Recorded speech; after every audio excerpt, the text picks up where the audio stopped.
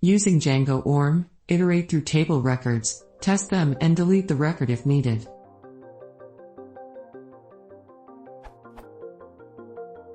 How would you iterate through a table, using the Django ORM, and test the datetime fields to see if they are 8 days old, then delete them if they true?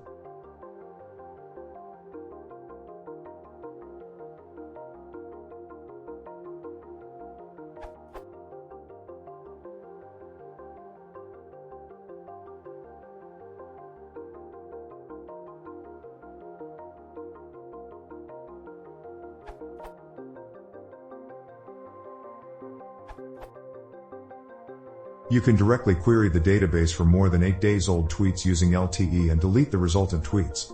There is no need of iterating over the results and then individually deleting all of them.